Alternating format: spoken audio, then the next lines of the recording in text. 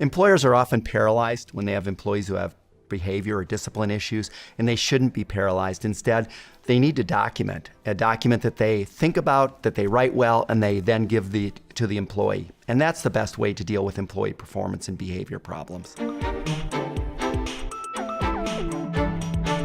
It's critically important that employers document for a number of reasons. Number one, shaping expectations.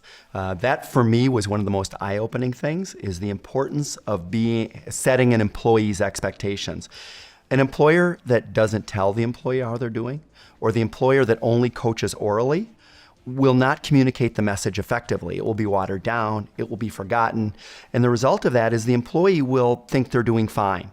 That documentation also helps make the employee less likely to sue because they saw the writing on the wall. They got a chance to be coached, they got a chance to improve, and that seems fair.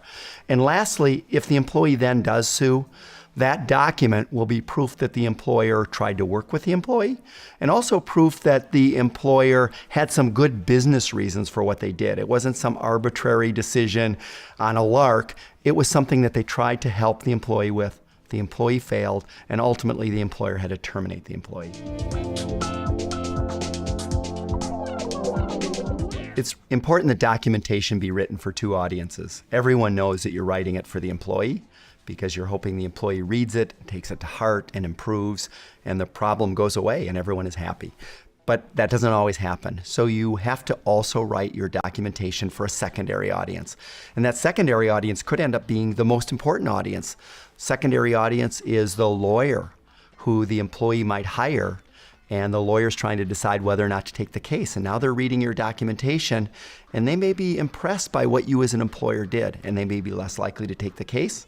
If they do take the case, they'll probably value it lower because the employer had good business reasons and tried to do the right thing. The key is to tell the story. The employer needs to gather the facts, may need to do some sort of investigation. The employer needs to get the employee side of the story so that they have the full picture. And then the employer needs to write it down in a descriptive way and a factual way that tells what happened. What did the employee do wrong? What kind of impact did that have? Why is this a big deal? And what should they be doing instead? And if you do those things, you'll be telling your story in a way that will educate the employee. And also, if you end up in court, hopefully you don't, but if you do, that will also educate that secondary audience.